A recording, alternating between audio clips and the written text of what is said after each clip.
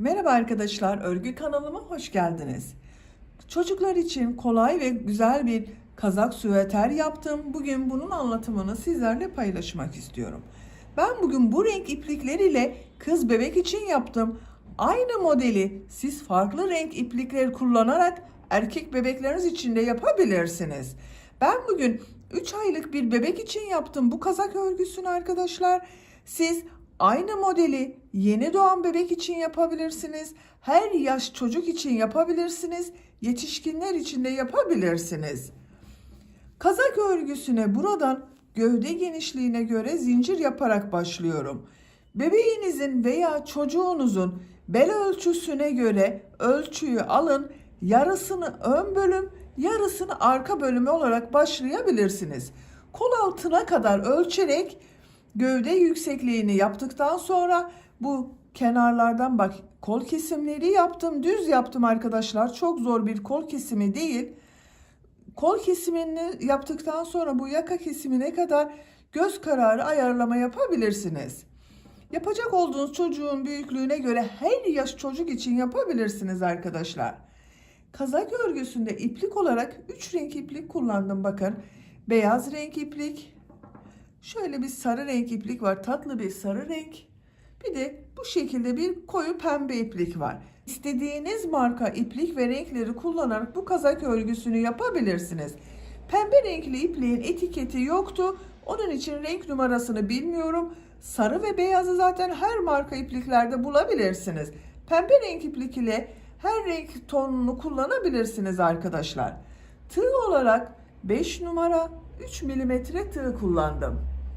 Elimin sıklığına göre ben bugün bu tığı kullandım. Siz isterseniz 1 numara büyük tığ kullanırsanız yaptığınız ölçü benim yaptığım ölçüden bir ölçü daha büyük olacaktır. Çiçek yapmazsanız erkek bebek için olabilir arkadaşlar bak. Ben bugün çiçek ile süsledim.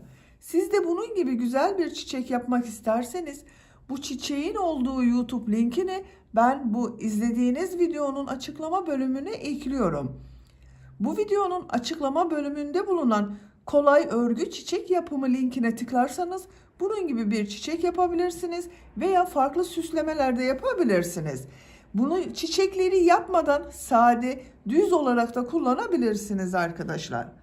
Örgüye başlamadan yapacak olduğumuz kazağın ölçülerini de söylüyorum, fikriniz olsun. Bak kol altının buradan gövde genişliğini ölçüyorum. 25 santimetre. Gövde yüksekliğini ölçüyorum. 20 santimetre. Tam yüksekliğini ölçüyorum arkadaşlar. Bak bu omuzdan itibaren 30 santimetre bak yükseklik var. Bu ölçüde 3 aylık bebek için güzel bir ölçü. 3 aylık bebeğe göre biraz uzun arkadaşlar. Ben bilerek uzun çalışmayı tercih ettim. Siz isterseniz bu gövde yüksekliğini benim yaptığımdan 1 veya 2 model eksik yaparsanız daha mini bir kazak elde edersiniz. Bak arka görüntüsü de böyle. Arka görüntüsü düz arkadaşlar. Bir kesinti yapmıyoruz. Sadece ön bölümde yaka kesmesi yaptım bak. İpliği tığ hazırlayalım. Hep birlikte bu kolay ve güzel kazak örgüsüne başlayalım. Örgü kanalıma abone değilseniz abone olmayı unutmayın lütfen. Örgü kanalıma abone olmak ücretsiz. Örgü kanalıma ücretsiz abone olup orada bulunan zil şeklinde dokunarak açık yaparsanız kanalıma video yüklediğim zaman ilk önce size bildirim gelir. Örgülerimden herkesten önce sizin haberiniz olur. İzlediğiniz videolarıma beğeni ve yorumlarınızı da yaparsanız çok sevinirim arkadaşlar. Hepinize kolay gelsin. İyi çalışmalar. Örgüye zincir yaparak başlıyoruz. Zincir yapabilmek için ilk ilmeği bak ben bu şekilde yapıyorum. Size nasıl kolay geliyorsa ilk ilmeği öyle yapabilirsiniz. Zincirleri yapmaya başlıyorum. Çok sıkı zincirler yapmıyorum. 60 zincir yapalım. 60 zinciri yaptım. Çok sıkı zincirler yapmadım bakın arkadaşlar. Bu 60 zincirin kaç santimetre olduğunu ölçüyorum. 27 santimetre bak zincir uzunluğu var. Benim yapacağım ölçü için yeterli. Siz bu zincir sayısını Yapacak olduğunuz çocuğun veya yetişkinin gövde genişliğine göre ölçün arkadaşlar. Yarısını ön bölüm, yarısını arka bölüm olarak başlayabilirsiniz. Ben bugün 27 santimetrelik zincir yaptım. Bak, tığ üzerine iplik alıyorum. Bu sırada model yapıyorum. 4 ilmek atlıyorum. 1, 2, 3, 4. 5. ilmek içine trabzan yapıyorum. Tığ üzerine iplik alıyorum. Bak, geriye dönüyorum. Bir önceki ilmek üzerine bir trabzan yapıyorum.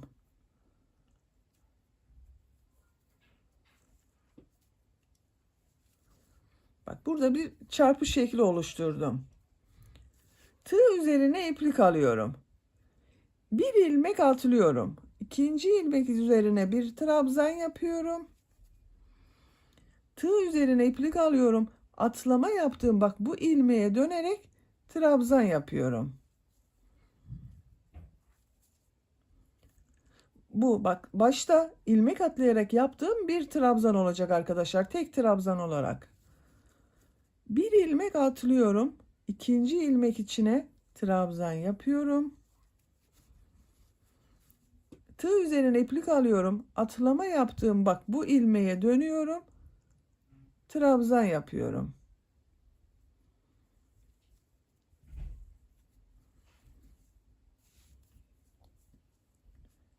Bir ilmek atlıyorum. 2. ilmek içine trabzan yapıyorum. Tığ üzerine iplik alıyorum. Bak atlama yaptığım bu ilmeğe dönüyorum. Trabzan yapıyorum. Bak bu şekilde oluyor. Sıra sonuna kadar devam edelim. Sıra sonuna kadar bak modelleri yaptım. Son modeli de yaptım arkadaşlar. Burada bir ilmek kaldı. Son ilmek üzerine bir trabzan yapıyorum. Bakın. Kaç model yaptığımı sayıyorum. 2, 4, 6, 8, 10, 12, 14, 16, 18, 20, 22, 24, 26, 27 model oldu. Şimdiki sırada beyaz renk iplik ile trabzan sırası yapıyorum. Bak bu şekilde bir beyaz iplik kullanıyorum.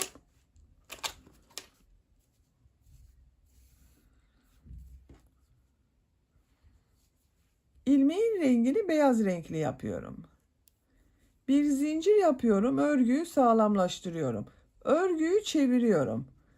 Bu ilk ilmek üzerine trabzan yapıyorum.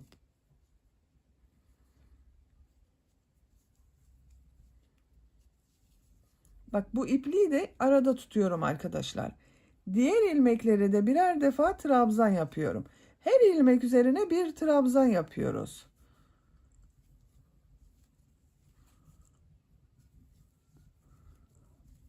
Bak bu pembe renk ipliği kesiyorum.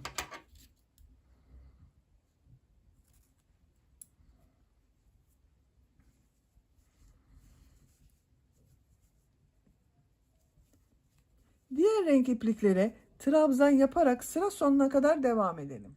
Trabzan sırası yaparak bak sıra sonuna kadar tamamladım. Her ilmek üzerine bir trabzan yaptım.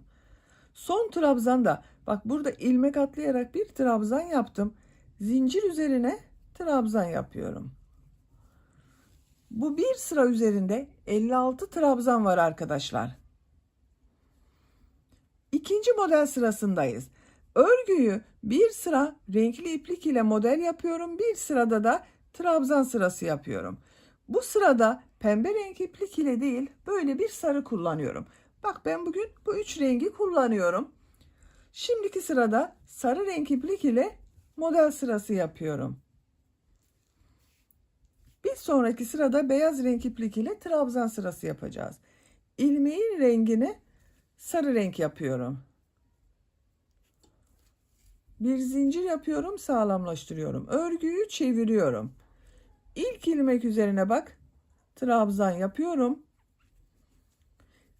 Bu sırada beyaz ipliği kesmiyorum arkadaşlar. Örgünün içinden diğer tarafa geçireceğiz. Bak buradan yine beyaz ile devam edeceğiz.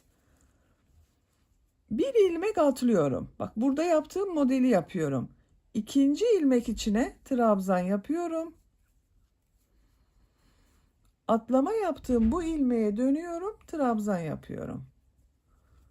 Bak, sıra başında ve sıra sonunda birer defa trabzan yapıyoruz. Bunu unutmayalım. Bir ilmek atlıyorum. İkinci ilmek içine trabzan yapıyorum. Geriye dönüyorum. Bak, bu atladığım ilmek üzerine trabzan yapıyorum. Şu sarı renkli ipliğin ucunu kesiyorum.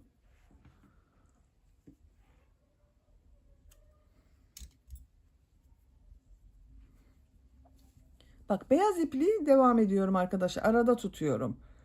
Bir ilmek atlıyorum. İkinci ilmek içine trabzan yapıyorum. Tığ üzerine iplik alıyorum. Bu atlama yaptığım ilmek üzerine dönerek trabzan yapıyorum. Çok sıkı yapmazsanız daha güzel olur arkadaşlar model. Bir ilmek atlıyorum. İkinci ilmek içine trabzan yapıyorum. Tığ üzerine iplik alıyorum. Bu ilmek üzerine dönerek trabzan yapıyorum. Bak, bu şekilde beyaz ipliği sıra sonuna kadar bu şekilde arada tutacağız. Bak, ters tarafından görüntüsü böyle. Sıra sonuna kadar devam edelim. Sıra sonuna kadar modelleri yaparak bak tamamladım arkadaşlar. Sıra sonunda bir ilmek kaldı. Bu ilmek üzerine bir trabzan yapıyorum. Bak, beyaz ipliği buraya getirdim arada. Şu şekilde oldu. Şimdi bu sırada beyaz renk iplik ile trabzan sırası yapıyorum. Bak, beyaz renkli ipliğe başlıyorum. İlmeğin rengini beyaz renkli yapıyorum. Model olarak değişmedi arkadaşlar. Bak, bu sırada da burada olduğu gibi 27 model var. Arada bir sayarsanız şaşırmazsınız. Bazı acemi arkadaşlar eksiltme veya arttırma yapıyor bu sıra başında ve sıra sonunda. Örgüleri eğik oluyor arkadaşlar. Onu önlemek için bu modelleri sayabilirsiniz. Arada bir kontrol edebilirsiniz. Örgüyü çeviriyorum. Bak, sarı renkli ipliği keseceğiz arkadaşlar. Keselim isterseniz.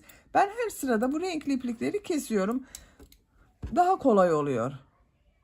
Bir sonraki sırada pembe renk iplik ile yapacağız. Tığ üzerine iplik alıyorum. İlk ilmek üzerine trabzan yapıyorum. Diğer ilmekleri de trabzan yaparak devam ediyorum.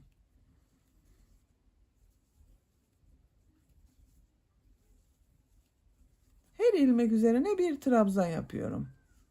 Sıra sonuna kadar devam edelim. Her ilmeğe birer defa trabzan yaparak bak, sıra sonuna kadar tamamladım. Model sırasındayım. Bu sırada modeli pembe renkli iplik ile yapıyorum.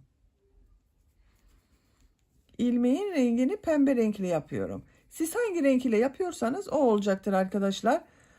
Bir zincir yapıyorum, örgüyü çeviriyorum. Bak, beyaz ipliği yine içeride tutuyorum, diğer tarafa geçiriyorum. İlk ilmek üzerine trabzan yapıyorum. Bir ilmek atlıyorum. İkinci ilmek üzerine trabzan yapıyorum. Geriye dönüyorum. Trabzan yapıyorum. Modelleri yapıyoruz. Bak, bir ilmek atlıyorum, bir trabzan yapıyorum. Atlama yaptığım ilmeğe dönerek trabzan yapıyoruz.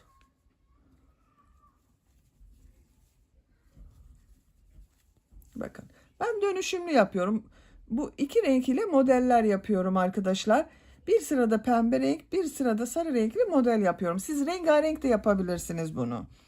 Sıra sonuna kadar devam edelim. Bir zincir yapıp geriye dönelim. Beyaz renkli iplik ile, bak, beyaz renkli ipliği içeride devam ediyorum. Buraya geçecek arkadaşlar. Buradan beyaz renkli ipliğe devam edebilirsiniz. Yapacak olduğunuz çocuğun büyüklüğüne göre gövde yüksekliğini kol altına kadar tamamlayalım. Gövde bölümün örgüsünü kol altı yapacağım yere kadar tamamladım. Kaç sıra yaptığımı sayıyorum. 2, 4, 6, 8, 10, 12, 14, 16, 18, 19 sıra. Santimetre olarak da ölçüyorum.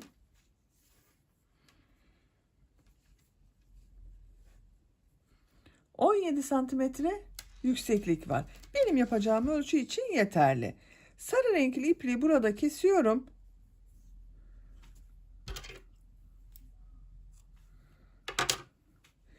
Beyaz renkli ipliği bak buraya getirdim. İlmek içinden çektim. Sağlamlaştırıyorum. Bir zincir yapıyorum, örgüyü çeviriyorum.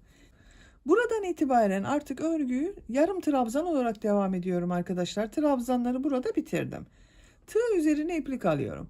Bak, bu ilk ilmek üzerine yarım trabzan yapıyorum. Yarım trabzanı bak bu şekilde yapıyorum. Tığ üzerine iplik alıyorum. Trabzan yapıyor gibi bak, hepsinin içinden bir defa da çekiyorum. Tığ üzerine iplik alıyorum. İlmek aldım. Bak, tığ üzerinde 3 ilmek var. Hepsinin içinden bir defa da çekiyorum. Yarım trabzanlar yapıyorum.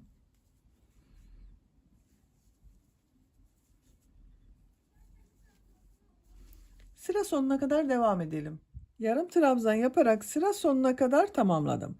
Bu bir sıra üzerinde 56 yarım trabzan var. Bu sıradan itibaren kol kesimini yapıyorum. Bir zincir yapıyorum, örgüyü çeviriyorum. İlk 6 ilmeği ilmek kaydırma yapıyorum.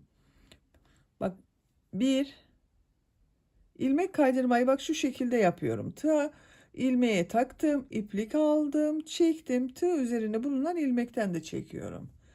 2 3 4 5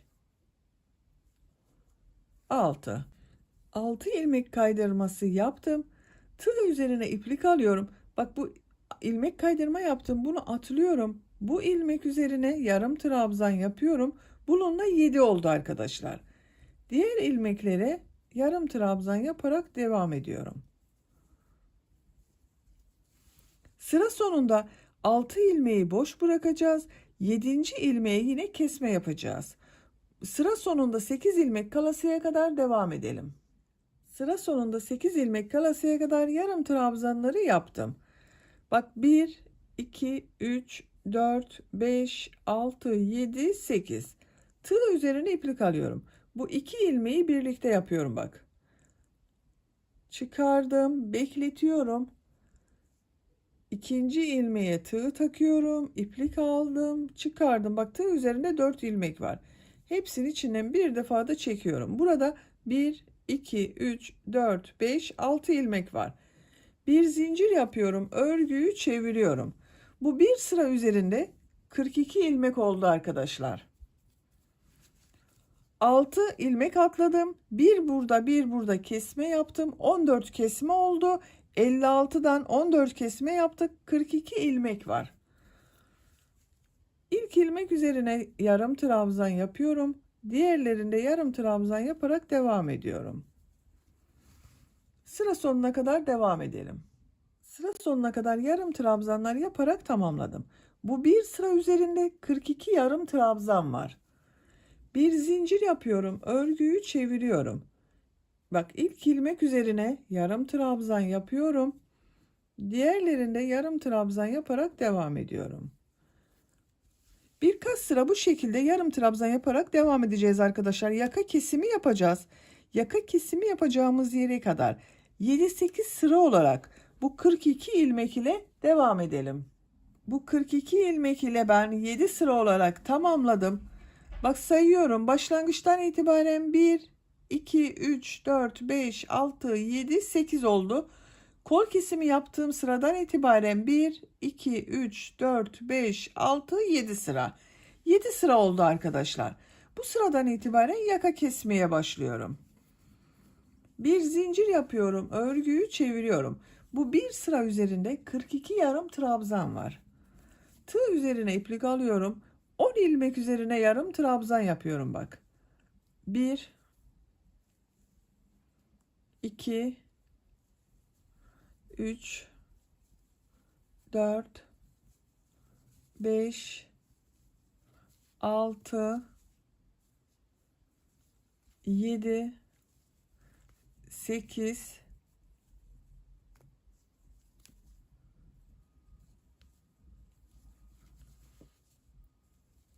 9 10. 10 yarım trabzanı yaptım. Bir zincir yapıyorum, örgüyü çeviriyorum. İlk ilmek üzerine yarım trabzan yapıyorum. 10 yarım trabzan yapıyorum yine.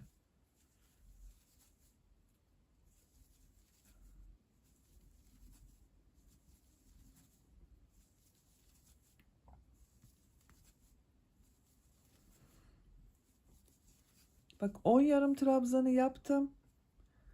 Bir zincir yapıyorum. Örgüyü çeviriyorum. Yarım trabzan yaparak devam ediyorum. Bu 10 ilmek ile 10-11 sıra kadar devam edelim. Omuz örgüsünü ben 10 sıra olarak tamamladım arkadaşlar. Bak yaka kesimi yaptığım yerden sonra 1, 2, 3, 4, 5, 6, 7, 8, 9, 10. 10 ilmek ile 10 sıra ördüm. Şimdi diğer omuz örgüsünü yapalım. Bak diğer omuz örgüsünü şu şekilde çeviriyorum. Bak buradan başladım. 10 ilmek ile omuz örgüsüne başladım. Diğer taraftan sayıyorum. 1, 2, 3, 4, 5, 6, 7, 8, 9, 10. 10. ilmekten ilmek yapıyorum. Bir zincir yapıyorum. Tığ üzerine iplik alıyorum. Aynı ilmek üzerine yarım trabzan yapıyorum. Diğer ilmekleri de yarım trabzan yaparak devam ediyorum. Sayalım bak 1, 2, 3, 4, 5, 6, 7, 8, 9, 10. 10 ilmek üzerine yarım trabzan yaptım. Bir zincir yapıyorum. Örgüyü çeviriyorum. 10 ilmek üzerine yarım trabzan yapıyorum. Bak bu şekilde. Bu omuz örgüsünü kaç sıra yaptıysanız ben 10 sıra yaptım. Burayı da 10 ilmek ile 10 sıra olarak tamamlayalım gelelim. Diğer omuz örgüsünü de bak 10 sıra olarak yaptım arkadaşlar buradan itibaren. 1, 2, 3, 4, 5, 6, 7, 8, 9, 10. İpliği kesiyorum.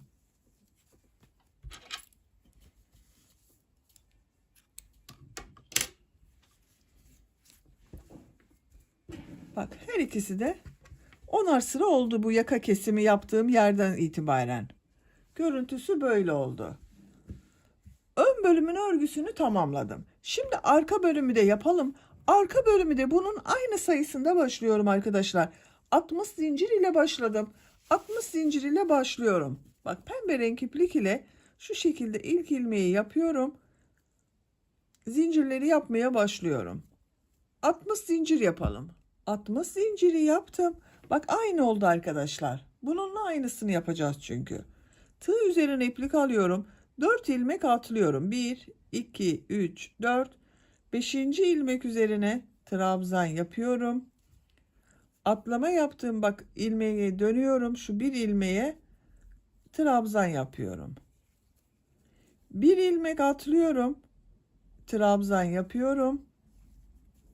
Tığ üzerine iplik alıyorum. Atlama yaptığım ilmeğe dönerek trabzan yapıyorum. Aynısını yapıyoruz bak.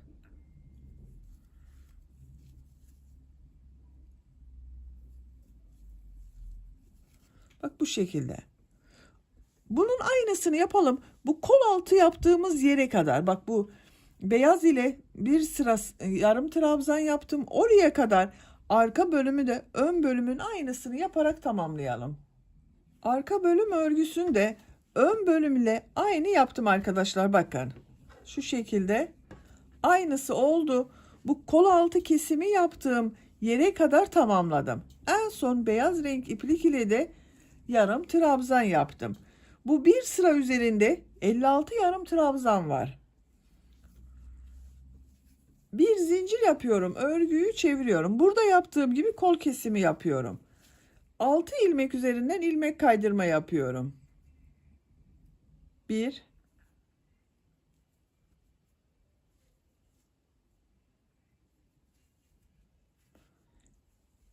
2, 3, 4, 5, 6. Tığ üzerine iplik alıyorum. Bak 7. ilmeğe yarım trabzan yapıyorum. Bak 6.'ya yapmıyorum. 6 atladım. Bununla da birlikte 7 oldu arkadaşlar. Diğer ilmeklere de yarım trabzan yaparak devam ediyorum.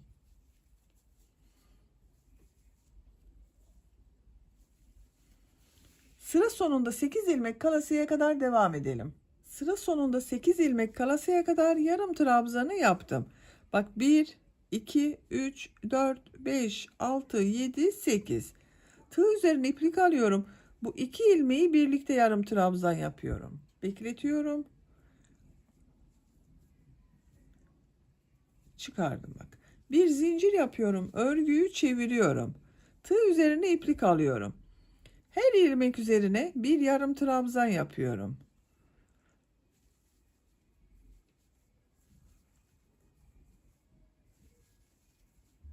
Sıra sonuna kadar devam edelim. Sıra sonuna kadar tamamladım.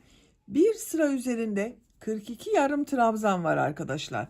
Bak, ön bölümde de 42 yarım trabzan ile devam ettim. Arka bölümde 42 yarım trabzan var. Bir zincir yapıyorum. Örgüyü çeviriyorum. İlk ilmek üzerine yarım trabzan yapıyorum.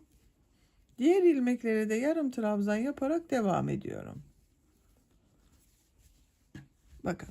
Arka bölümün örgüsü bu 42 ilmek ile devam edecek. Ön bölümün bu kol kesimini kaç sıra yaptıysanız arka bölümünde bu kol kesimi olan yerden sayabilirsiniz. Aynı sıra olarak bak. Tamamlayalım gelelim. Arka bölümün örgüsünü kol kesimi yaptığım buradan itibaren 17 sıra olarak ördüm. Sayıyorum bak. 1, 2, 3, 4, 5, 6, 7, 8, 9, 10, 11, 12, 13, 14, 15, 16, 17. Ön bölümünde bak kolu 17 sıra yaptım. Arka bölümü de 17 sıra olarak ördüm. Bak sayıyorum arkadaşlar. 2, 4, 6, 8, 10, 12, 14, 16, 17. Eşit oldu. Şimdi omuz bölümünü birleştiriyorum. Bak, buraya 10 ilmek ile omuz yaptım. Buradan da 10 ilmeği bu 10 ilmek ile birleştiriyorum. Örgünün yönüne bakıyorum. Bak, bu kabarık görünen renkli bölümlerin kabarık göründüğü bir bölüm var. Bak, bu şekilde burası düz görünüyor. Burası kabarık görünüyor. Ben bu kabarık görüneni düz taraf yapmak istiyorum. Siz tercihinize göre burayı da düz olarak kullanabilirsiniz. Şu şekilde yerleştiriyorum. Bak, ön bölümü de aynı kabarık bölümü böyle gelecek şekilde yerleştirdim. Bak, böyle oldu. Kabarık görünen yer düz yer olacak arkadaşlar. Bak, ipliği kesmiyorum. Burada bekletiyorum. Şu şekilde çeviriyorum bak. Örgünün ters tarafından birleştiriyoruz. Bak, burası ters taraf olacak. Ön bölümün bu ilk ilmek içine tığı takıyorum. Burada bulunan ilmeği o ilmek içinden çekiyorum. Bak, çektim. Bir zincir yaptım, sağlamlaştırdım. Ön bölümde omuz için 10 ilmek yaptım. Arka bölümün 10 ilmek ile bu 10 ilmeği birleştiriyorum. Bak, ilk ilmeği burada birleştirdim. 2 sık iğneler yapıyorum. 3 karşılıklı arıyorum. Bak, buradan ilmeğe taktım. Karşıdan da ilmeğe tığ takıyorum. Sık iğne yapıyorum. 4 5 6 7 8 9. Bak, son ilmek ile bu ilmeği de birleştiriyorum. 10. İpliği kesiyorum.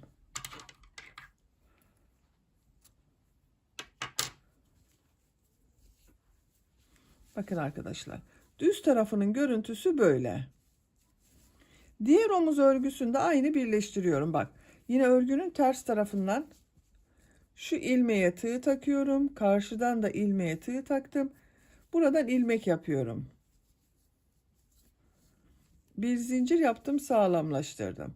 10 ilmeği birleştiriyoruz.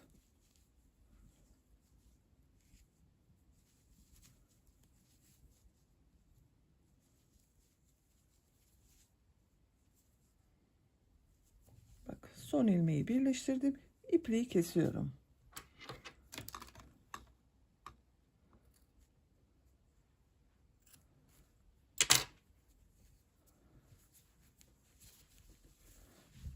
Bakın, omuzlardan birleştirdik. Şimdi yan örgülerini birleştiriyorum. Yine örgünün ters tarafından sık iğne yapıyorum.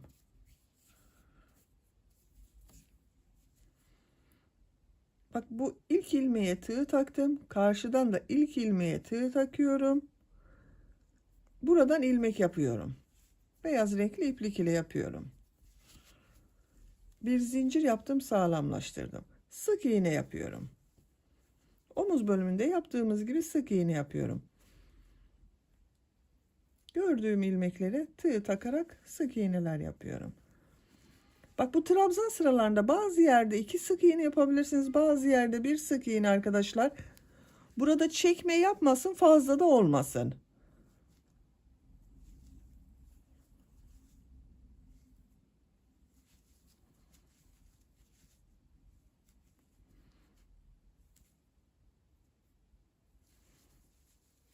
Bakın bu şekilde. Sıra sonuna kadar devam edelim. Diğer tarafı da burada yaptığımız gibi sık iğne yaparak tamamlayalım. Diğer tarafı da sık iğne yaparak birleştirdim. Bak burayı sık iğne yaparak birleştirdim. Burada ipliği kestim.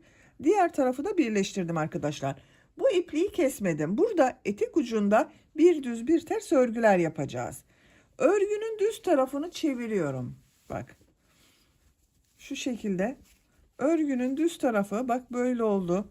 Birleştirme yaptığım yerin görüntüsü de bak böyle.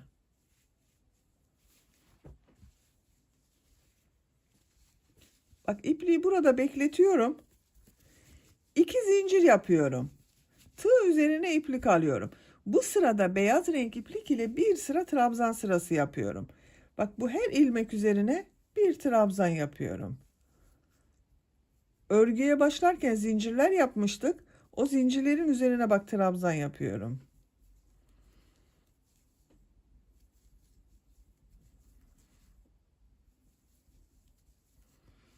Bak böyle. Her ilmeğe bir trabzan yaparak sıra sonuna kadar devam edelim.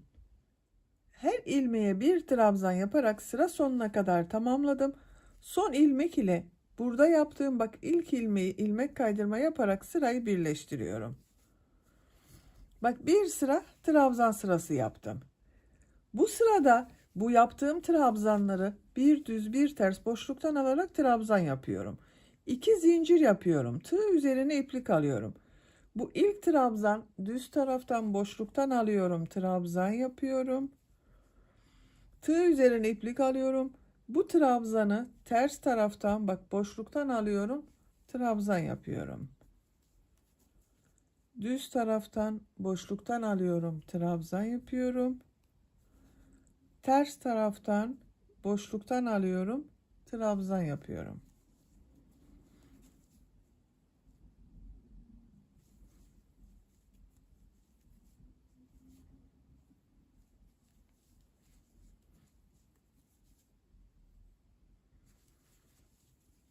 Bak bu şekilde görünüyor.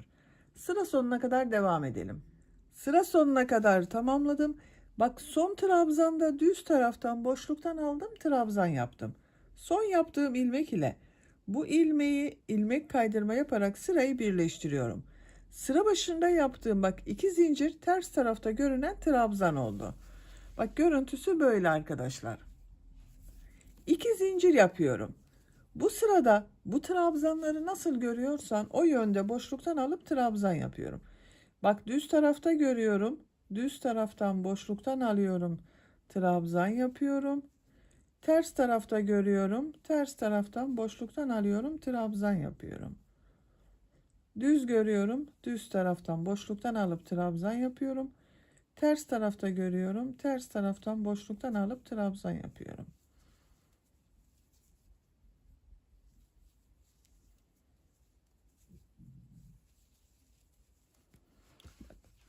Sıra sonuna kadar devam edelim. İlmek kaydırma yapalım, birleştirelim.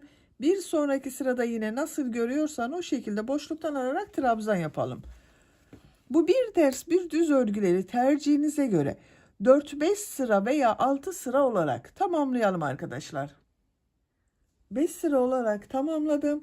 İlmek kaydırma yaparak birleştirdim bak. Sayıyorum. 1, 2, 3, 4, 5. İpliği kesiyorum.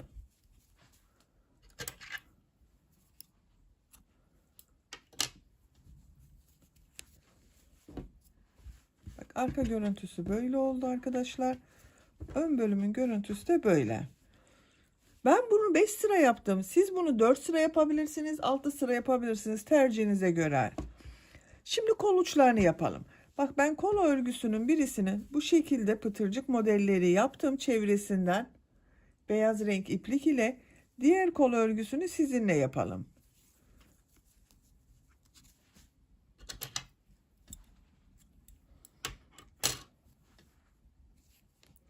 Kol altından başlıyorum.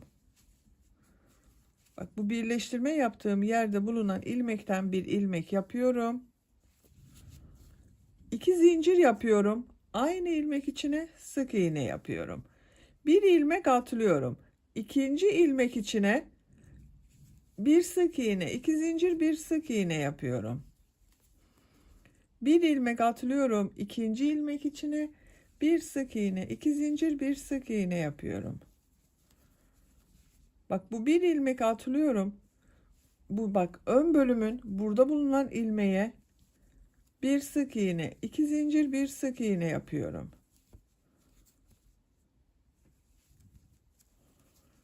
Bir ilmek atlıyorum. İkinci ilmek içine bir sık iğne, 2 zincir, bir sık iğne yapıyorum. Bak bu şekilde pıtırcık modelleri oluyor. Sıra sonuna kadar devam edelim. Sıra sonuna kadar tamamladım. Son ilmek ile burada yaptığım bak ilk ilmek kaydırma yaparak birleştiriyorum. İpliği kesiyorum.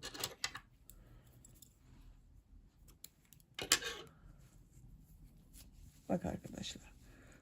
Kolun örgüsü böyle oldu. Ben diğer kolu yaptım. Diğer kolu da bu kol örgüsünü başladığımız gibi başlayıp kol çevresinde pıtırcık modelleri yapabilirsiniz. Yaka çevresinde de burada yaptığım gibi pıtırcık modeli yapıyorum. Bak buradan başlıyorum. İlmek yapıyorum. 2 zincir yapıyorum. Bir sık iğne yapıyorum. Bir ilmek atlıyorum. İkinci ilmek içine bir sık iğne, 2 zincir, bir sık iğne yapıyorum.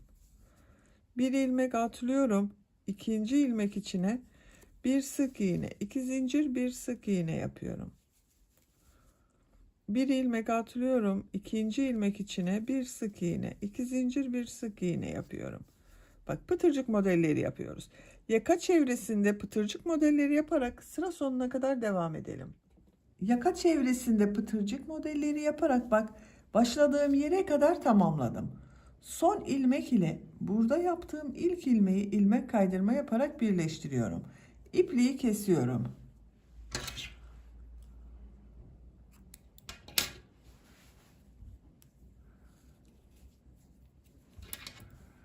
Bakın arkadaşlar.